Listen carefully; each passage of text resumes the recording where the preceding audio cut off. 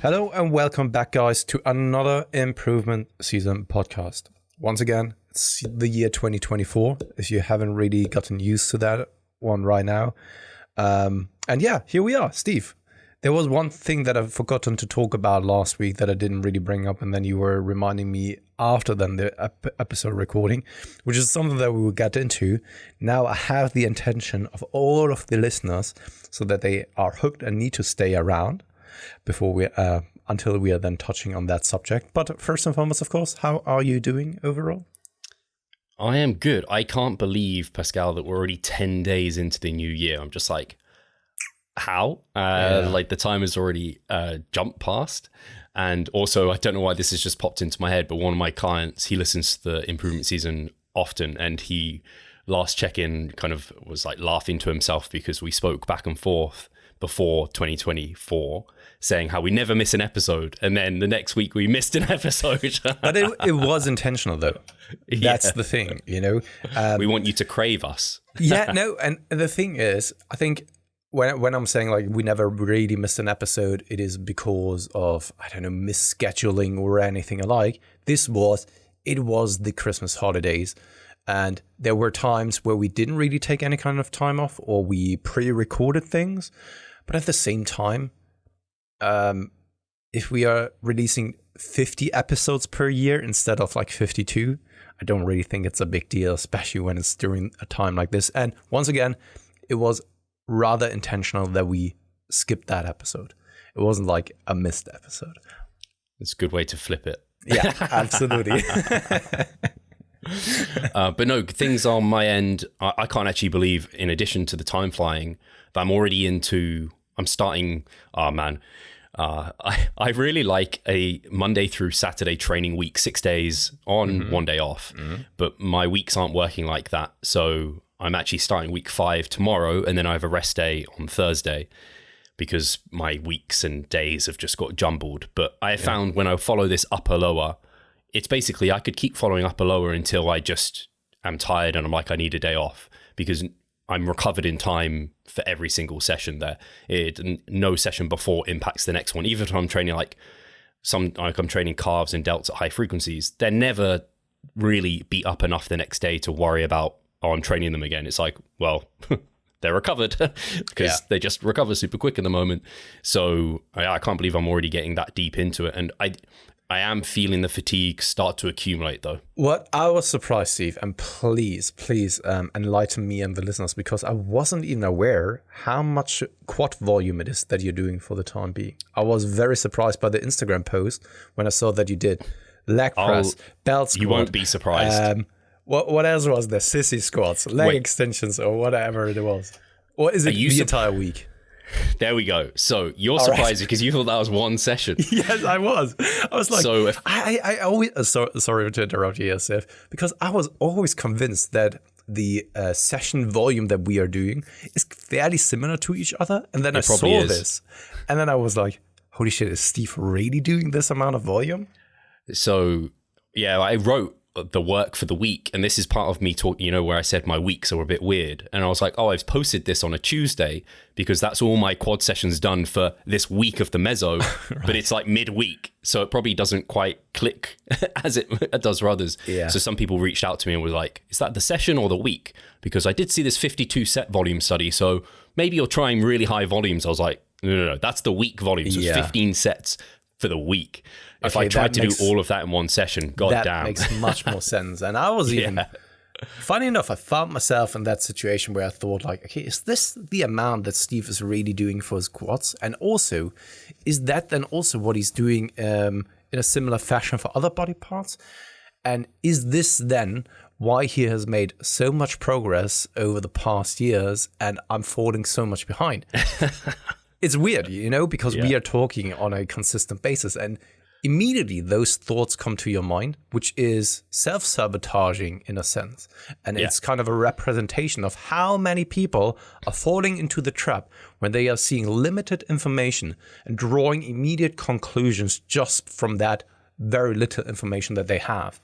And it's often up to misinterpretation then. Such a good point, because I have found I've been posting some of my full workouts on Instagram. People have been really enjoying seeing me post those.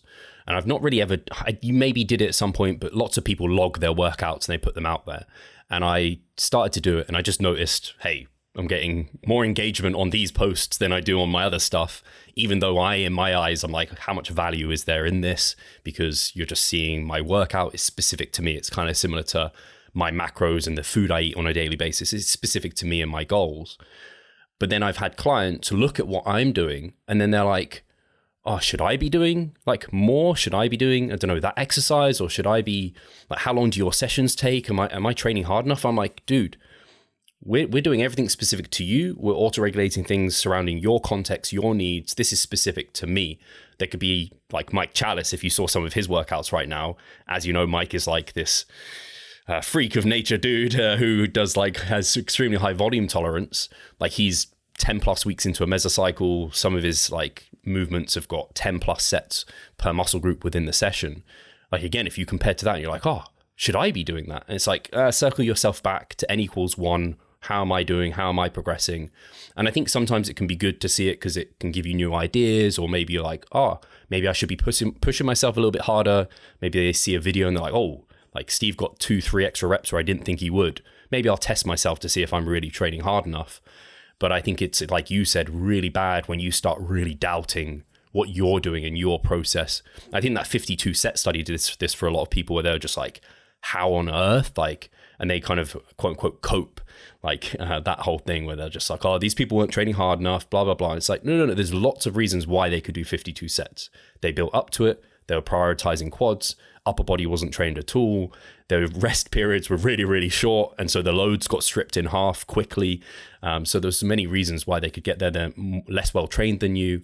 So yeah, I just think you bring up a really good point, which is sometimes people really like seeing that inside look. They like seeing your macros. They ask that question often. Training volume. They want to know what you're doing because they're like, oh, I want to get to where you are, so maybe I should follow your process. But it's like, no. You've got to find your own route. It could look similar, but it could look completely different. Yeah, no, absolutely. And it's so funny because immediately in that moment, I was noticing that thought process myself. Also there because experience comes into play and kind of holds onto you instead of falling over the cliff and then down into a rabbit hole. Whereas like it holds onto you and pulls you back again to reality, and then you immediately know better. But I just wanted to ask you then, okay, what was this about, instead of then sending him a message over on Instagram? Because it could have very well been that you then played with those kind of things, rightly so, as someone else assumed, in terms of then the volume study.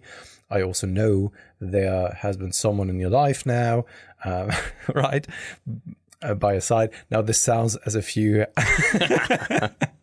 Charlotte exactly. Either this or as if someone else really came into your life that is not Charlotte. That's not the case. But if I'm now opening up that can of worms, we can already go down that. Before we do, I have one point just to further extend this. So Brian DaCosta, WMBF pro world champion, he posted up his leg session today, and this had the same effect as what my session to you did, although it was my work week. Yeah. This is one session. So 7 sets of back squats, followed by 3 sets of hack squats, 3 sets of pendulum squats, 3 sets of walking lunges, 3 sets of leg extensions. I forgot dumbbell walking lunges. He did twice. So we had 3 and then 3 sets again. But holy shit. I was just looking at this. I was like, what's going on? Like this can't be real. To be fair though, looking at it, I think there's quite a lot of warm-up sets and things like that, but still it's a lot of work that he's doing. And so again, it can throw doubts into your mind, and I have it too, where I'm like, I've done 2-3 sets of like a leg press. I'm like, my quads are fucked. Like they are well and truly like they're so blown up. Like this is why I take selfies of my quads in the mirror, because I'm like, dude, look how big this pump is. It's absurd. And you know the sensation where you're like, if I do another set here, I'm just going to tank. Like maybe I've got 12, 10, 8. I know if I go for another one, it's going to be like 4. I have it, Steve, on my hamstring dominant day, where I'm still providing a big stimulus though for the quads, where I first then do leg curls, then I'm heading over to something like SLDLs, and then I'm doing leg extensions first, 3 sets, followed by 2 sets of Smith machine squats. And some days I hit my quads that well on the leg extensions that I go over to then the Smith machine squats. I can already feel it while I'm walking that perhaps I don't even have any kind of energy left for then the Smith machine squats. And there are times where I then go in there and I make it happen. Those 2 sets on the Smith machine squats feel amazing, feel productive, etc., etc. Sometimes though, I go underneath the barbell, I squat down, and on the way down, I can already feel that there is actually no energy left in my legs anymore. And I have to leave it at that. So sometimes 3 sets of leg extensions are enough to fry my quads, which is something that is so counterintuitive to how I got to know myself over the past years, especially in the early days, because I was doing so much junk volume in the past that was unproductive. And it goes so much against what it is that I have, of course, experienced in the past that sometimes I'm thinking like, this can't be it. I can't just leave the gym now with 3 sets on the leg extensions for the quads. That can't possibly be the case. But your body tells a different story.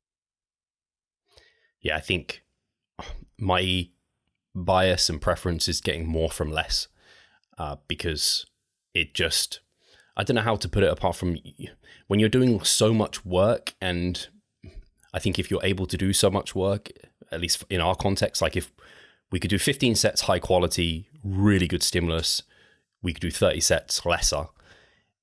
There's just got to be, I think there's some downsides to that 30, whether or not it's just, it doesn't feel as productive and as good, and maybe there's some tag along fatigue to other muscles and things like this that's allowing us to get to that, because we're not truly like leg extensions. I'm assuming the reason now you can maybe do 3 sets of those and get a killer stimulus is you're truly taking it to that proximity to failure. You're truly locking in and really isolating the quads, things like this. Whereas before, I don't know, rushed eccentrics, like getting your hip flexors in there, not really kind of taking your quads to that muscular failure point or proximity to. So yeah, I think that's where people want, that's why we're always like, we've been down that volume trap.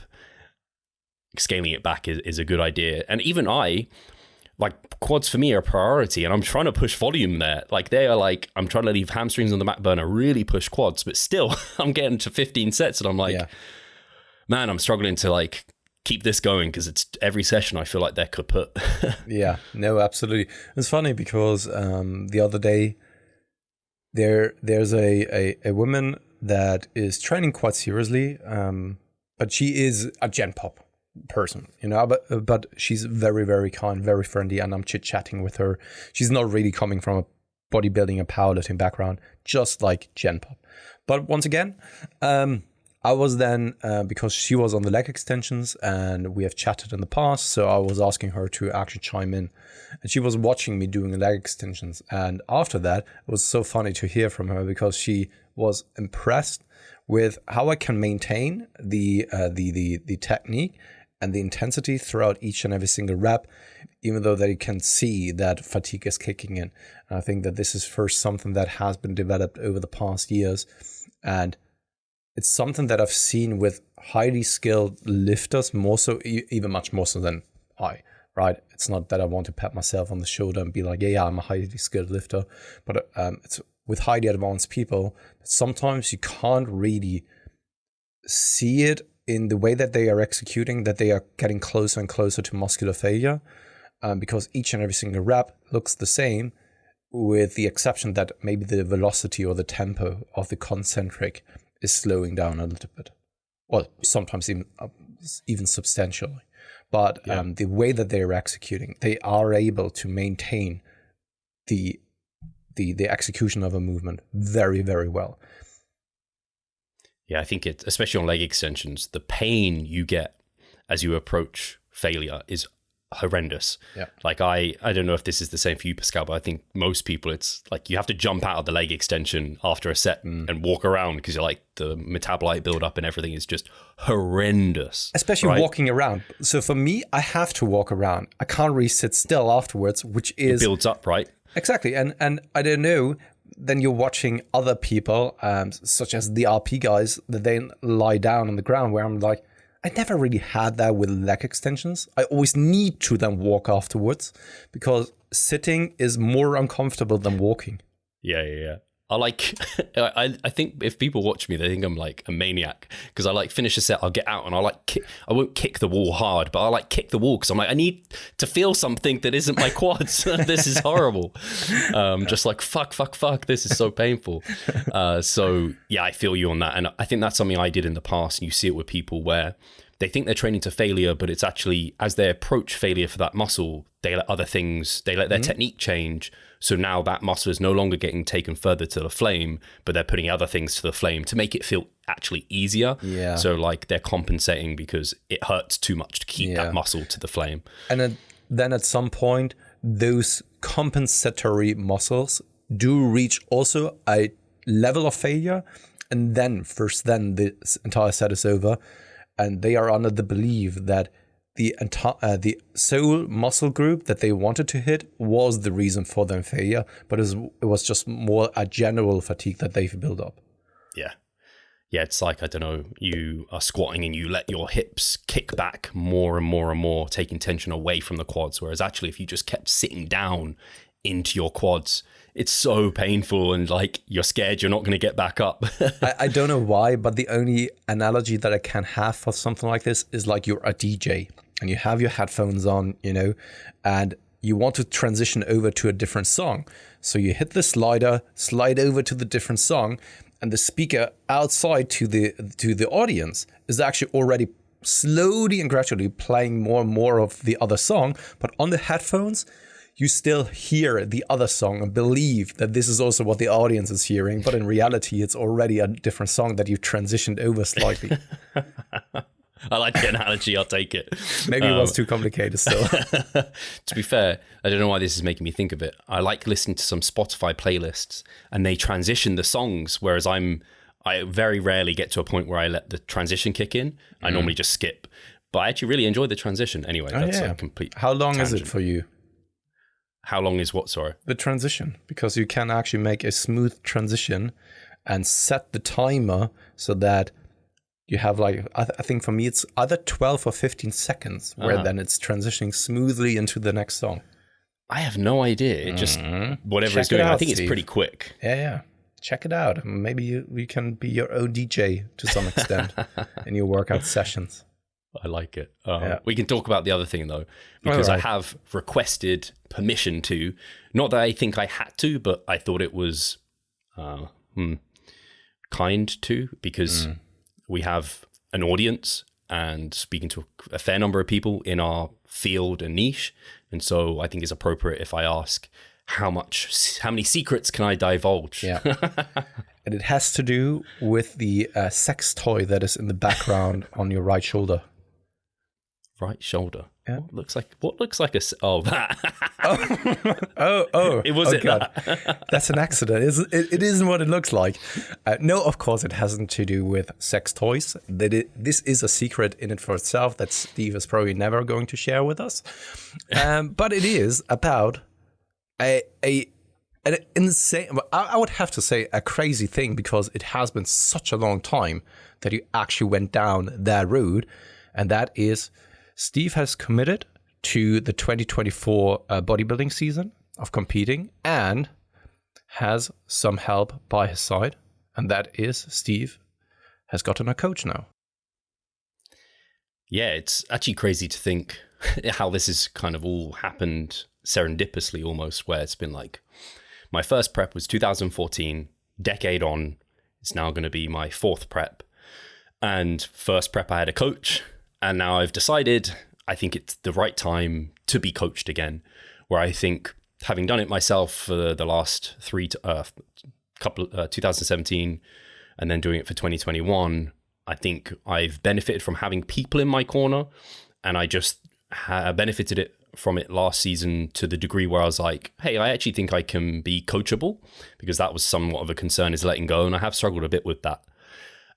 Seen by the fact that I haven't let everything go, which I'll talk about.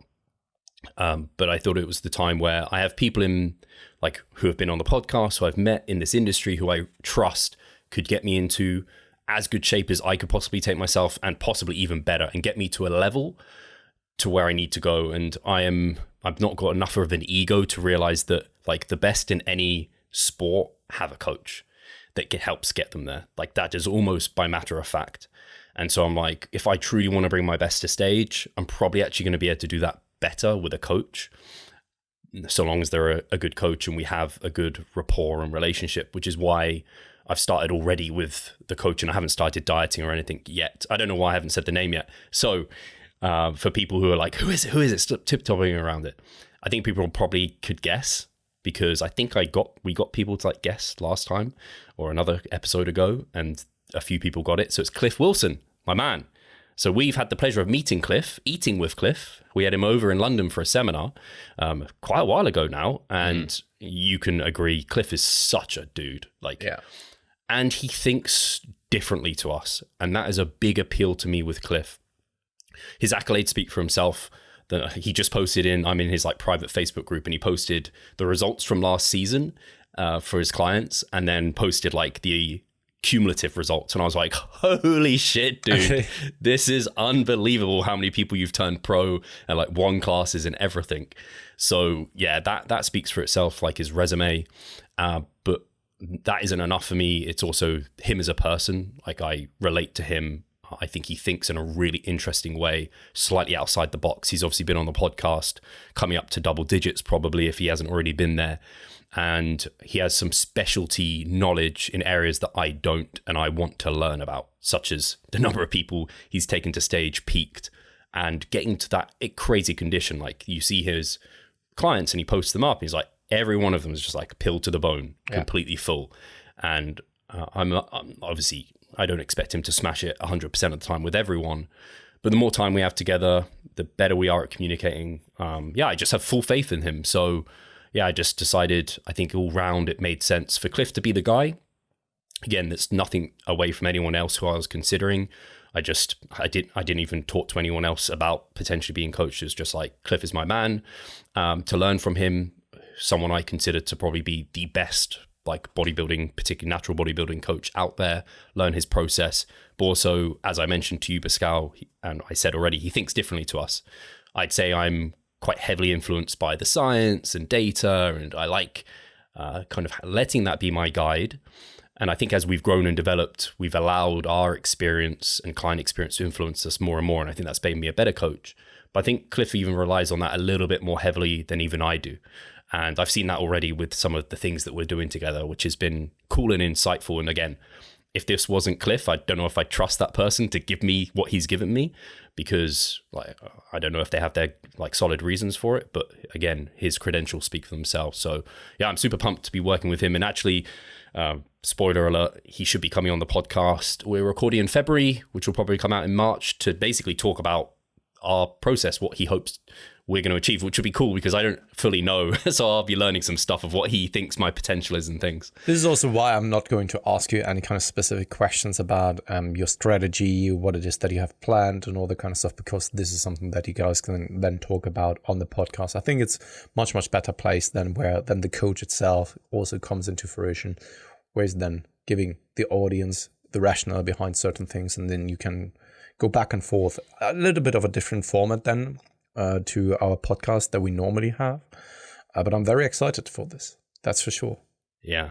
And as I said, as I was saying to you, it was a struggle initially to give the reins away, because part of it is just being very comfortable in what I'm doing. But Cliff is just helping me with nutrition at the moment. I don't know if I'll give away some more of the training side at some point to Cliff, but it's like you said about my, and it sounds really egotistical to say it, but my results have been good. And I think a large part of that is training. As I always say, training is the match that lights the fire for muscle gain. And I think as I've just learnt my body and kind of what it needs. And so I'm kind of tentative to give that away to someone when I just have so much experience, and like I know what I need to be doing. At least I feel very strongly I know what I need to be doing there.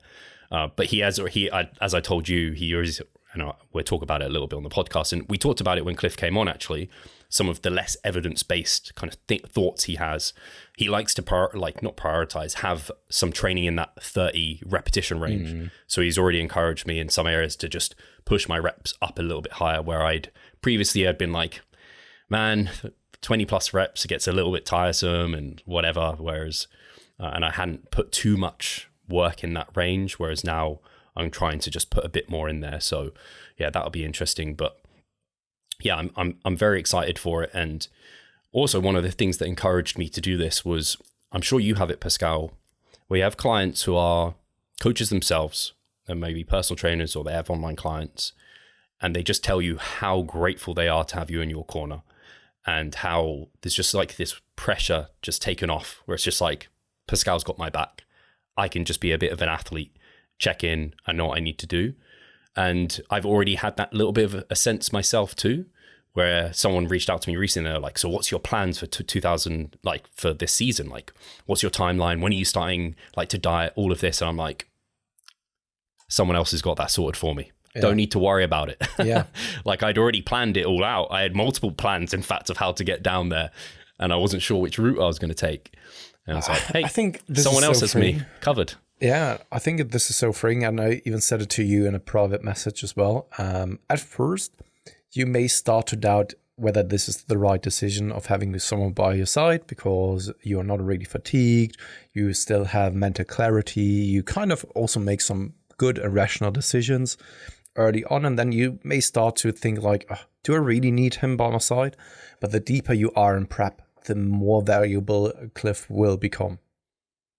Absolutely. And another contributing factor was, I know last season was my busiest season client-wise, taking people to stage, where maybe I had a handful of people competing on the same weekend. And this year, I don't have it actually looked at the numbers, but I was like, it's at least going to be as busy. It could be busier. And I don't want to be juggling myself with clients. I really prioritize my bodybuilding, where I would never want to deprioritize that. But at the same time, I'd want to put clients first. And I was like, how can I remove this kind of struggle? Yeah. Just give it to someone else. Yeah. So yeah, it's going to be fun, I think. No, absolutely. And I agree with you, by the way.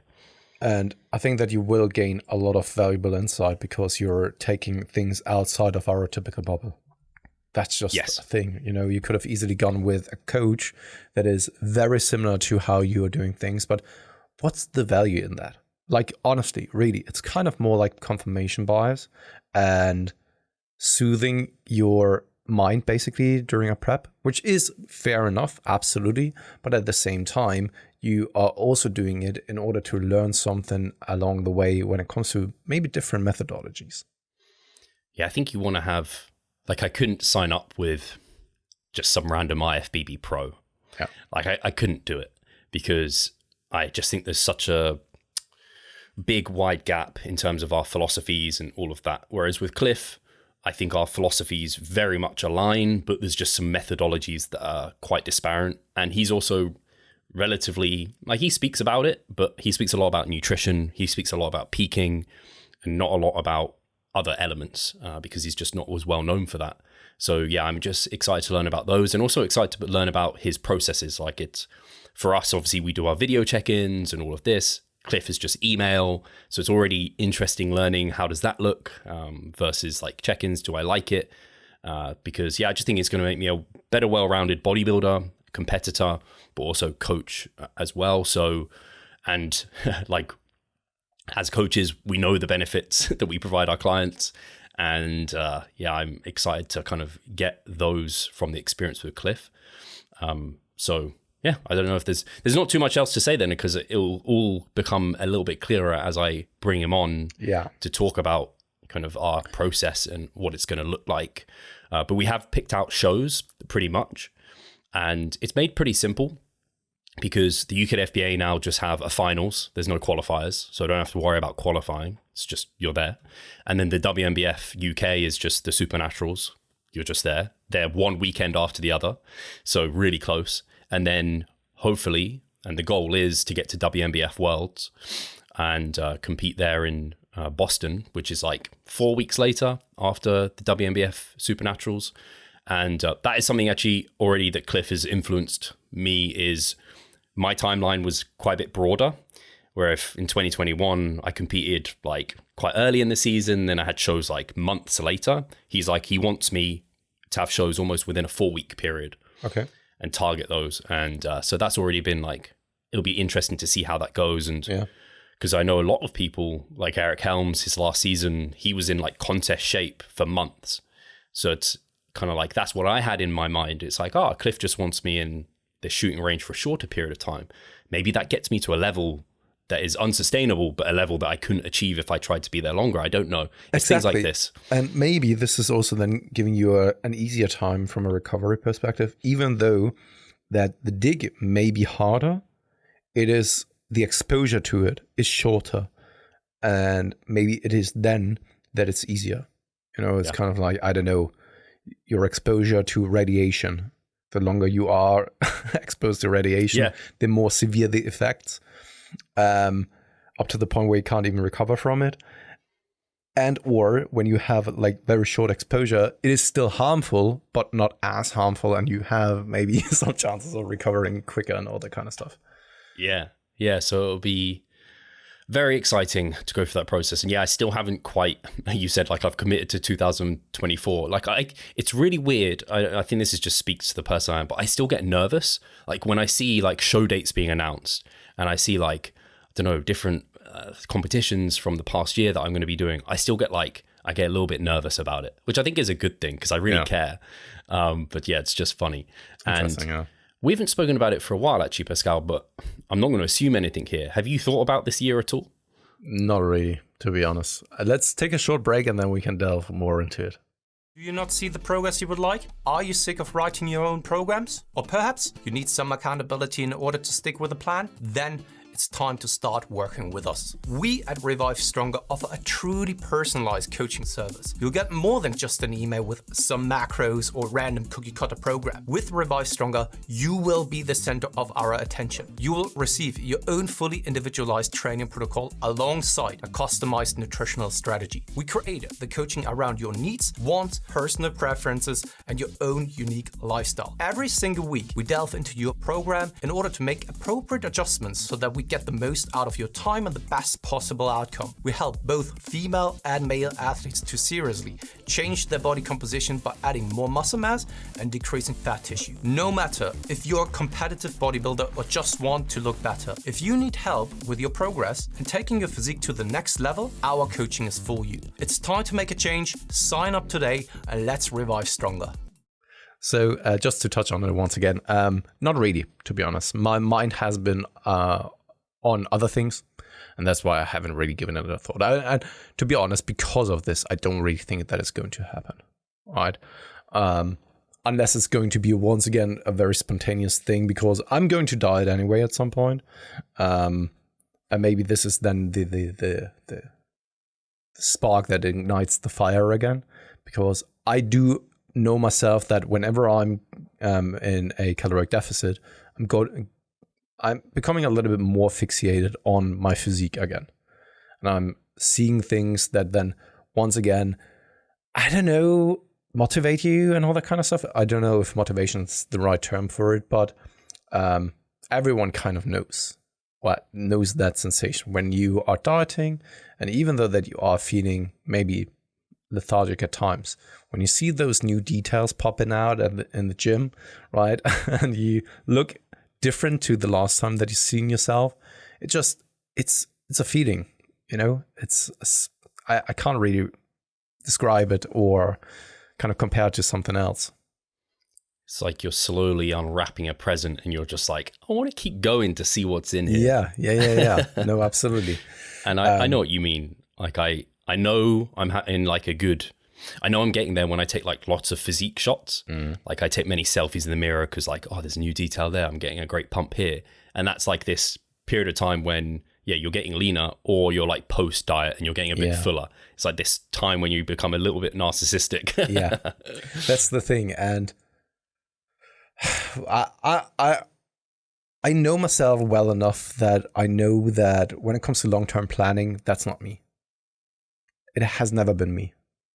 You can see it in my bio, in my CV, of what it is that I have done and gone through my entire life, I've never really had the plan of like, in 5 to 10 years, this is where I need to be. Because you can't ever predict what is then going to happen in your life. Like back in 2018, you know, Steve, when I was about to actually graduate from then evening school, shortly after, Katie came back into my life. Did I really expect, like even at the early stages of 2018, that a woman comes into my life with a kid by her side, that I'm going to marry, that I'm that I'm getting a kid with, that we are buying a house in the next couple of years? Hell no, you know. And these are the things that come unexpected. They can't really plan for anyway. And if you are setting yourself up for one specific thing, sometimes, at least for me personally, you may then miss out on certain other things that could also have a beneficial aspect and be advantageous for your life. But if you're just like so narrow-minded, which is not, by the way, I just want to make it very clear, not always a bad thing. I think that if you are obsessive, I think obsessive people also accomplish a lot of things. Especially when they are just like trying to perfectionize one specific skill, one specific craft or so. I think it's a great thing, right? But at the same time, it comes at a cost. And that cost wouldn't be for me. I'm someone who is a little bit more like a chameleon, if it's the right term. I am willing to change my shape or kind of my color if the environment dictates that, instead of just like being in the same shape the entire time. Yeah, I see what you mean. Yeah, it's funny. It always makes you think, because people sometimes ask like, where do you see Revive Stronger in 5 to 10 years? And it's just like, oh, I haven't thought about that. Yeah. I just kind of focus on the process. Similar to like, where do you see your physique in 5 to 10 years? Do you see yourself as a pro or whatever? It's like, oh man, I don't know about that. I'm just going to do my best to bring my best physique possible. I'm just going to do the best for Revive Stronger to try and help as many people and be as in as good a position as possible. And yeah. I think that can carry you really far. But yeah, I guess for you, when do you start? Do you have an idea of when you're going to start the diet at least, or is it you're just continuing to mass until you're I was actually considering doing it already here in January starting, but right now, I honestly haven't really given it enough thoughts around those kind of things where it's kind of like I have to do it XYZ. Simply also because, Steve, I am different to you. I don't have any kind of aspirations of becoming a pro, or I don't have any kind of serious aspirations of being bigger or anything alike. I just enjoy training. And that process alone for me, the way that I'm training, and if I'm then eating enough, sufficiently based on those kind of goals of getting bigger, I don't have to go through those cyclical phases of committed gaining phases, committed cutting phases. I'm more than fine to make sure that I'm in a relatively positive environment, even if i.e. being marginally above maintenance, and then having days where I'm then eating more, having days where I'm then eating less. Back in the days, I was always making sure then to be in a caloric surplus, right? Now, it can easily be that there's a day where I'm then ending up being in a deficit. It's not happening often, right? But I became much more relaxed about it, simply because I also don't really want to go through those more aggressive cutting and gaining phases anymore. Right? Yeah. If I then can stay somewhere around kind of maintain-ish, so gain very, very slowly, but do this for like 2 years, then I'm totally fine with that. Yeah, right? I think I can understand it. And I think the listeners and myself can see that transition for you over the last like couple of years where I don't know if there's anything that's been correlated with it. But anyway, where it's just become apparent where you've taken less, like bodybuilding has become less of a priority. It's still there, right up there, but it's not like if I can gain 1 gram more muscle, but that means I sacrifice X, Y, and Z that are important to me. It's not worth it to me. Whereas I'm still in that position where I'm like, fuck those things. Yeah. Give me that gram of extra muscle. That's the thing. And I think that many people mistake that for indifference. And these two things are completely opposite to each other, right? I don't care about kind of getting the most out of the time that I'm then spending in the gym and all that kind of stuff. I still want to be serious though, but I'm definitely not indifferent to it. because I still want to see the results. That's for sure. But I'm not kind of tweaking things to the extent to then get the last bit or the last drop out of the bottle. Yeah, if there's a little bit left in the bottle, fuck that. Give me a new bottle, you know? I don't care. Whereas some other people who have much more serious aspirations, especially when you're younger, I can definitely see why you're then much more committed to the task. But man, I have family at home. I'm 36 years old. Doesn't mean that you can't really be committed, right?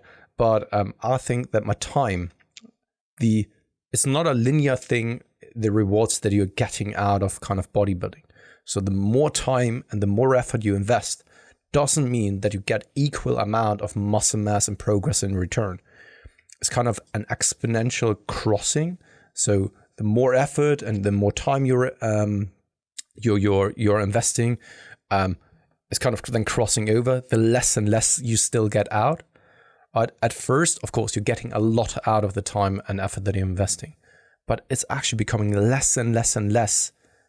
Right? It's not linearly increasing in a correlated manner. Yeah. And that's why diminishing returns. Exactly. That's why for me, at some point, it doesn't really make sense to invest more. Whereas I can absolutely understand why someone like you, for example, tries to squeeze out as much as you can, simply because you're also in a different position. Yeah.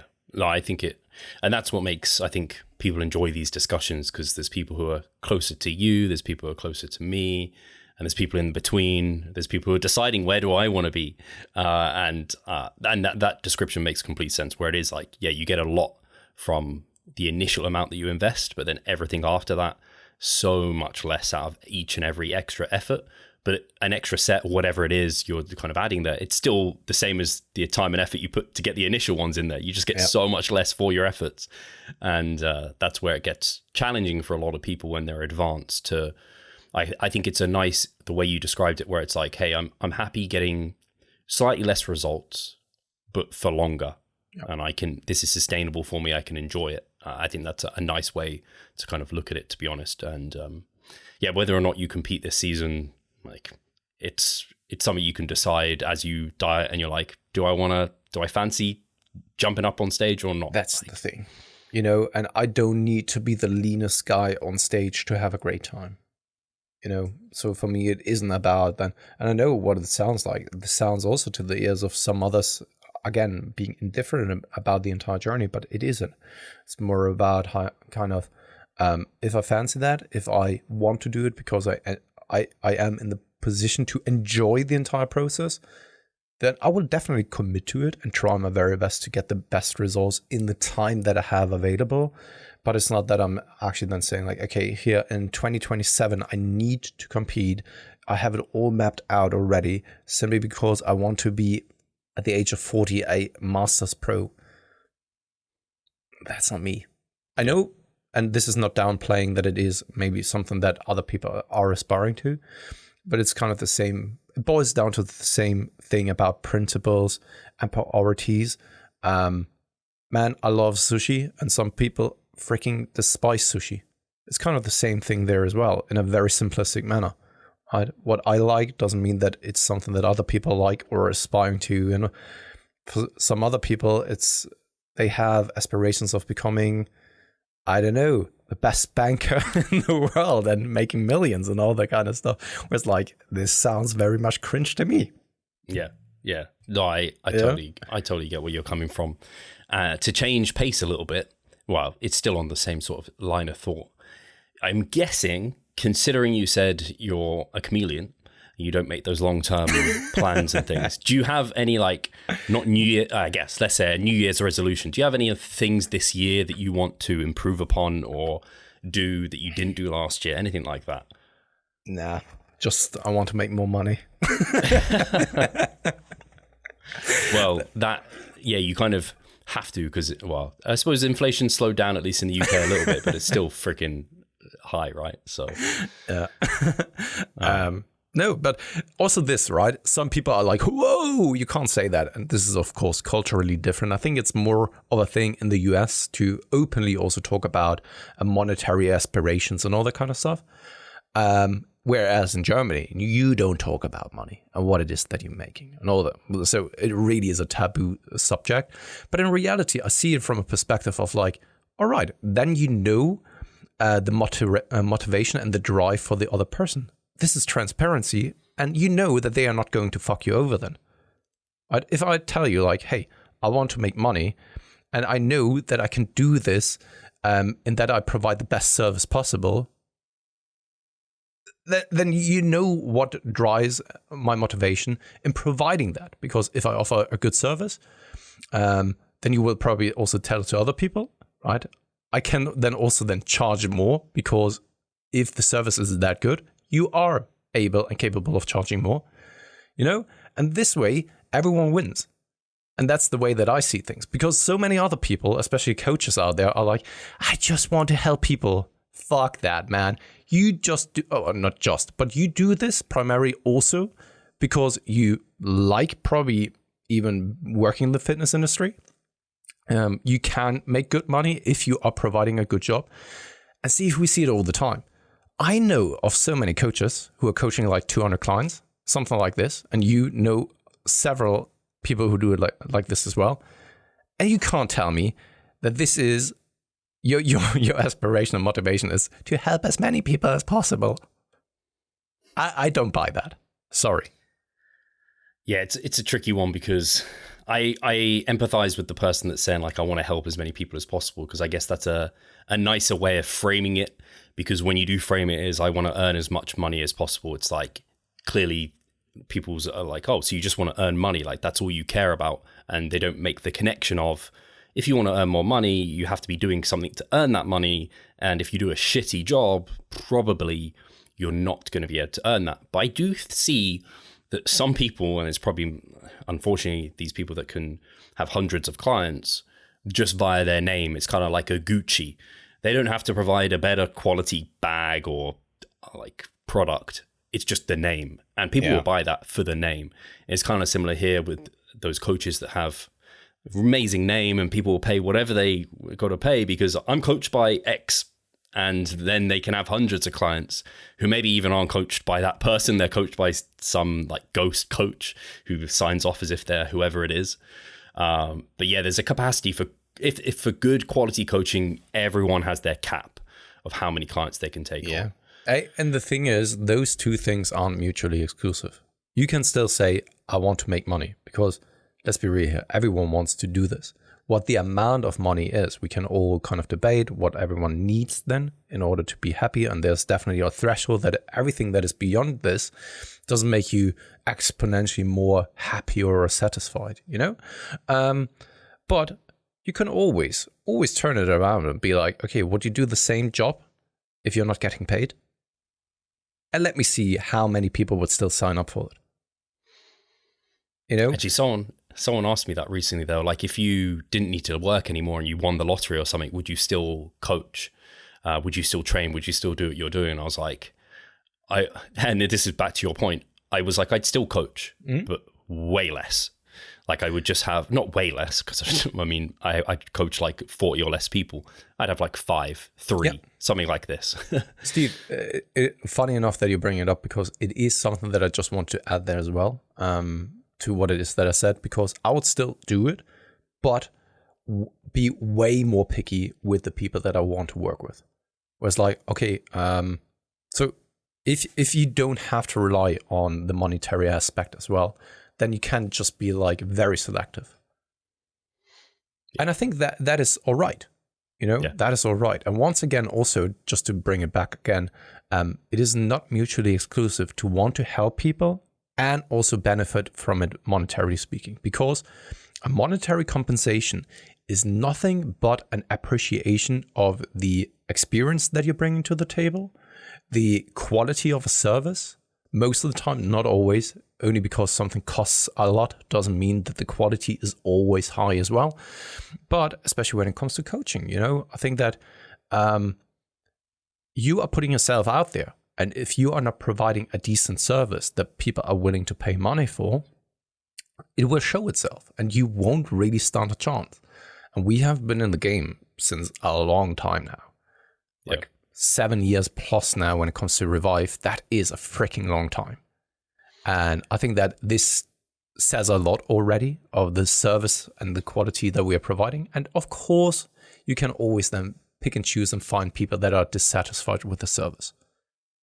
But this is more so cherry picking. The general consensus and the general amount of people, they are very, very happy with the service that they are providing. And they are willing to pay or compensate you for what it is that you're doing, because you are helping in the process of you wanting to make money. You are providing a sufficient and satisfying service, and in return, you are then being compensated. And I think this is kind of, once again, a win-win situation. If someone is very much like, hey, I want to make money, and this is why I am concerned in providing the best quality possible, so I can, after you, even more so benefit from that as well. Yeah, it's interesting. I have so many thoughts because I wouldn't say I definitely did not get into personal training, online coaching as my prime goal to make as much money as possible. That's not what I don't think either of us did. I don't think many people do that. Maybe more now because like it's glorified and there's, I don't know, people think you can sip cocktails on a beach. Just to interrupt you right there, Steve, very quickly, keep that thought. I could have made much more money in the profession that I had been going on and running before that. And that was being a post artist. The amount that even agencies charge for one project is freaking insane. If you were to see those numbers, you would just like, your jaw would drop to the floor, because this is insane. And I could have made, if I would have stayed in that area, I had a good streak running there. If I had made it all the way to kind of being a senior post artist or even running then an own agency, man, I could have made so much more money. Yeah, I guess, where was I going with this? But yeah, so that's like, you don't get into it for that reason. And that's always a core, is because I enjoy helping people through this. I enjoy the endeavor, all of those. Then other aspects that maybe you start to enjoy, like, hey, I like working from home. I enjoy working with spreadsheets and troubleshooting and interacting with people via that means. I don't know where I'm going with this now. But yeah, that's like, and sorry. So for me, income is a sign that you're doing things right. So if that's going up over time, it's because you're growing as a coach quite often. Like if you're able to work with more clients, still provide a high quality service, like that's growth for the business, that's growth as you. If you're able to charge more year after year because you're upskilling, you're getting more experience, you're doing a better job. So that's kind of where the money comes from. Because I guess, and this is where I'm going to have I don't know where your answer will go, but you said, so a goal for you is to earn more money. Do you have, what's money leading to that makes you want money? Because money for itself is nothing really. But what is it that money's getting you that you're like, that's why I want more of that? Yeah, absolutely. And that is time and my definition of freedom. And I know this is because this is what I want to hit home. It is my definition of freedom. For others, freedom is something completely different, and I know that we are living in a very spoiled environment. We are the privileged ones, right? We don't have, when it comes to monetary or even environmental situations, we have it very well. But for me, it is about buying freedom in the sense that I can pick and choose to do with my time whatever it is that I feel doing with that time. That is, for me, the ultimate definition of freedom, that no one else is having control over you when it comes to this. And let's be real, when you are relying on earning money, you are relying on other people as well, in some way or another. Whether you are an employee, for example, in a company, you are then relying on that company, on your boss, etc., etc. And when you are self-employed, you're relying on your product being good enough and people wanting that product, if you really want to break it down in simplistic terms. And also there, and which brings me then back to kind of then, I would still want to then coach at some point, even if I wasn't reliant on money. I would still then want to coach, and I think that I could then even offer an even better product, because the monetary aspect is completely gone then. Whereas like, I don't need to do this, but I'm doing it because I want to, you know? And I think that, don't get me wrong, I think that many people are driven also because they may want a certain job and they like it in that job, but they also do it because they are being compensated. And without it, they would be in a situation where they wouldn't have an income, and you need to somewhat have a certain amount of income to function in society. And we know this. Unfortunately, there's a lot of people who can't really function properly, even in our Western society, who fall off the radar because they can't participate in social activities. And it's a big, big problem, especially for kids, when they can't participate in, I don't know, school trips because the parents don't have the money for it. They can't participate in going to the cinema simply because the parents don't have the money for it. Even social acceptance due to the clothing that they are wearing, due to the gadgets that they have or the friends have that they don't have. It's a huge problem, socially speaking, when you are when there's a massive discrepancy in then the money that you have, right? And I'm not a socialist. I think that I don't want to go down that political route as to why I'm not. I don't really think that having all of the people having the same amount of wealth is going to work. I don't really think that works. I'm a capitalist, to be honest. But at the same time, I also see the massive problems that come with it. That social occlusion, I don't know if that's the right term for it, if you can't participate in cultural and societal events because you don't have money for it. And I want money so that I have enough time and freedom to then spend with, for example, my kids, my family, and also allow them to participate in certain things in life, have experiences that I was never able to do. But I was growing up being in the lower 5% of society. And let me tell you this was not a good feeling. I know that there were lots of parents that didn't really want their kids to play with me because I was so low in the social hierarchy and tier. And that is devastating for a kid. Right?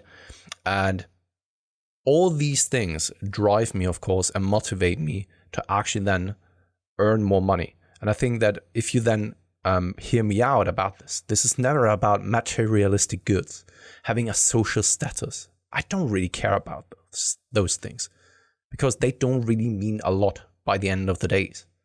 But if you then have the time to, or the freedom to pick and choose with your time to do whatever it is that you want to do, you can then also be the person that you actually are, because no one is actually then forcing to spend your time on other things. And you can also give somewhat of that freedom to your kids and your family. I think this is something that is worth aspiring to, at least for me personally. The thought that comes into my head is the challenge here is to make more money often requires more of your time. So when you want to earn more money, typically you have to invest more time into earning that money, which is taking away from the goal of having more time because more money buys back more time. So in my head, the ways that money buys time is like, hey, I don't fucking clean. I have a cleaner that comes around every couple of weeks that helps keep the house in shape. Like I could have a dog walker, so I don't need to walk Ada. That could buy me back some time. So I don't know where, if you have any thoughts that come into mind where you're doing this, where it's like, hey, that's objective. Like I don't know, this is buying me back time. And I don't know, I guess there's ways, like for a coach, you could raise your prices and that would mean that you're getting the same, more money for the same time. So at least you're not having to invest more time to get more money. But often that's part of it, unfortunately. I think we are all in kind of a rat race, and we are trying to pick and choose the best route to our destined outcome. And it's not guaranteed that we will ever get there, but we can try. And it's kind of the same here as well, right? I can try to make this happen. I'm not relying on anyone else. I'm not waiting for someone knocking at my door and be like, hey, Pascal, I think that you're a good dude. That's why here's all the money in the world that you need to retire you and your family. I'm not waiting for this, because I think that it's like, what was the book again that you are always kind of quoting in regards to Die with Zero. No. In regards to having control over your life, your decisions. Extreme ownership. Exactly. Extreme ownership. And that's the mantra that I have. And I think that bodybuilding has taught me a lot about this. No one is coming to do the reps for you. No one is going to put the fork in your mouth or anything alike. You need to take care of all of those responsibilities yourself. Of course, you can go to a coach and he can guide you and help you along the way. But you eventually are still the one needing to do the work in order to then see the desired results. And I see this as well in that endeavor, and I'm trying. Same as you are trying to get the pro card. It's not a guaranteed thing. It never really is. But you can increase your chances of success. And that's also the way that I approach it when it comes to those kind of endeavors. And some people have an easier head start. Same also here with bodybuilding. Some people have an easier head start simply because of genetics. And some people need to just put in more work and effort. And I see myself to the latter simply because of my social background. But it is also kind of at the same time empowering, It kind of it's the same way, I think, of bodybuilding. Yeah. Can be a driver and a motivation. Kind of like, hey, I'm going to prove them wrong. Whoever them are, right? Yeah. It's kind of an imaginary ghost that sits in your mind. Yeah. Rather. But I think it's great because you have this one life and you can either try to do something with it or not. And those people who choose to not do anything with it, totally fine. It's your life, mine. But for me personally, I don't want to be judged in trying to make something out of it and trying to pursue my aspirations and be morally judged for then also saying that I want to earn money. Because once again, my aspirations of earning money is not to actually own a lot of things. Once again, I don't care about having the newest, fanciest car or iPhone or whatever. Take a look at me, man. I'm 36 years old and I walk around like a 19-year-old dude when it comes to my clothing and all that kind of shit, So yeah. Yeah, and I think, I'm even of the opinion that whilst I think experiences and like time with family and stuff are going to eventually lead to more happiness, if someone has money and they want to buy materialistic goods, like, hey, that's their prerogative kind of thing. Absolutely. So even like there's no judgment all around. And I think it's really interesting because you said you want to earn more money. And that's why I wanted to know why money, because what is money leading to? I want more freedom of time. And it's the same here with, you could have said, I want to like do a better job because that will lead to more money probably. So you could have led with that. It's like whatever you choose to give you as your answer is like, they all like interlink to some extent. I just don't find it fair. And I think that social media plays a big part in it, that you always have to say the culturally or societally correct things that other people want you to say. And I think that we have gotten to a society, especially Western society, that is exactly like this. And we see it with cancel culture. If you say something that goes against what maybe a small minority or the huge majority says is correct, you're being cancelled. And I don't really think that it's the right way to go about it. And once again, only because it isn't your kind of aligning with your aspirations, morals, ethics, doesn't mean that it's a wrong thing. And I think that especially when it comes to social media, we all know that it's kind of a glamorous world. And you're saying most of the people say things in order not to piss people off. They're saying the things that are generally accepted.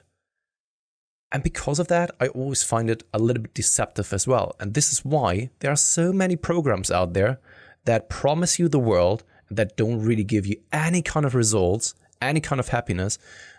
It's kind of like the multi-level marketing kind of scheme, the pyramid scheme, where it's like, all right, you just have to follow my instructions, XYZ, and then you become rich, you become famous, you look great, and all, you become a happy person. And those people who don't really see the success, they always then point fingers at the individual and say like, okay, then you didn't really follow it as instructed.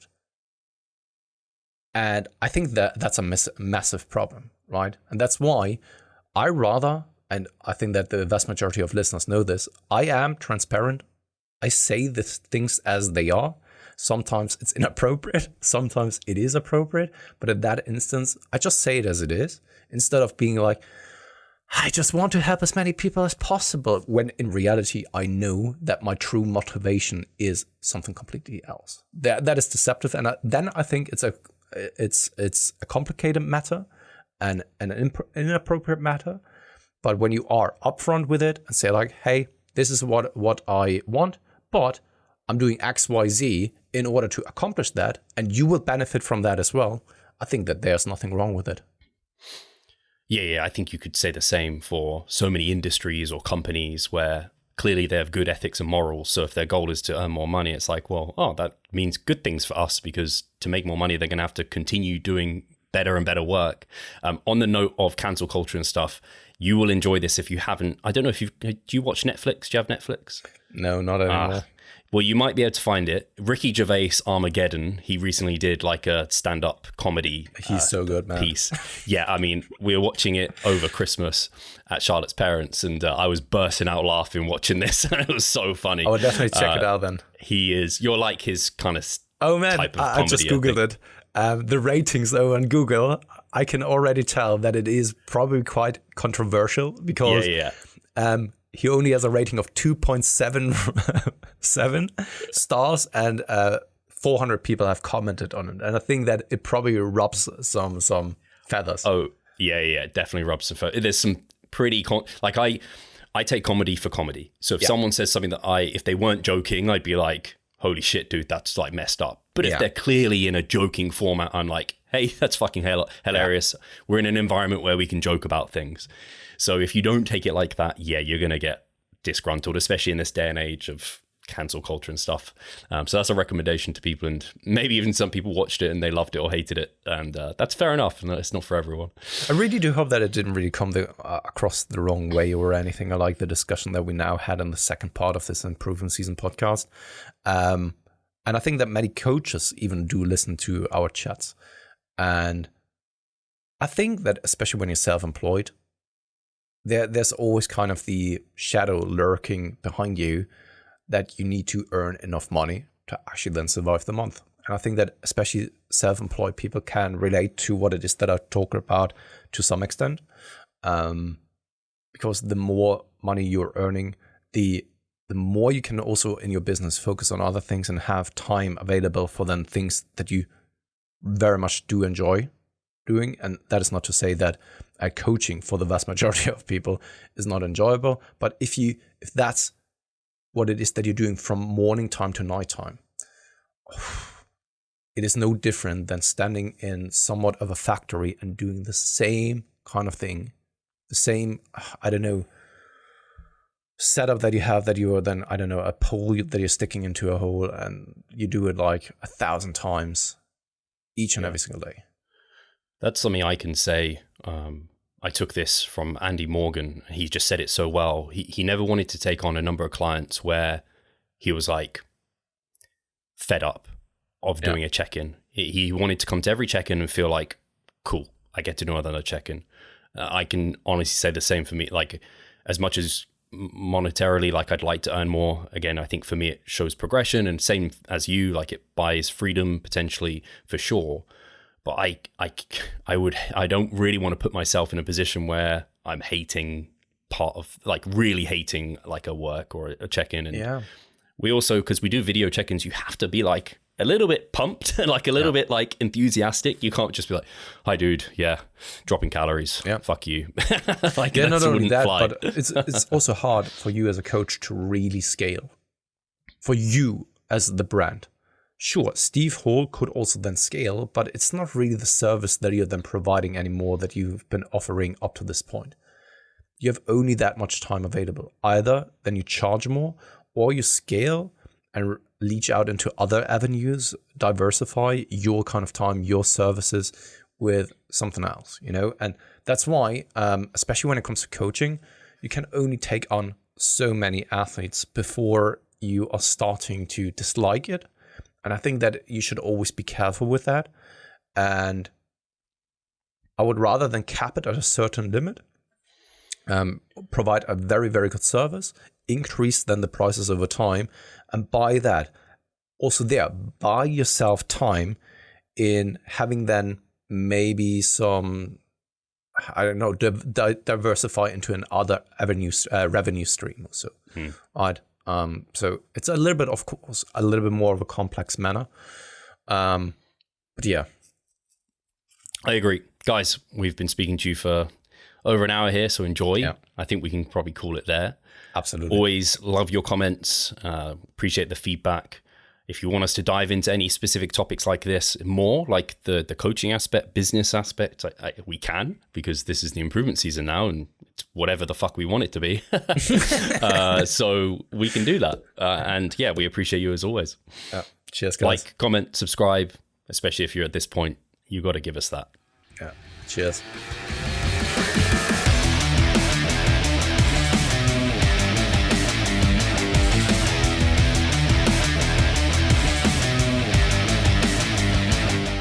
Losing weight fast while maintaining muscle mass.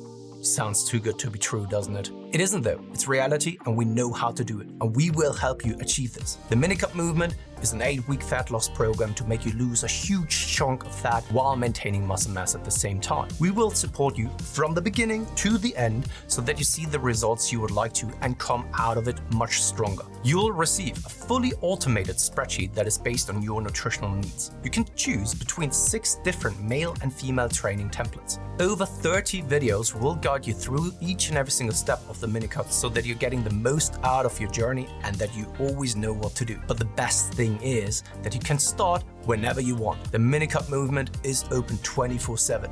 So if you want to learn more or you're ready to sign up, hit the link in the description below. So let's revive stronger together.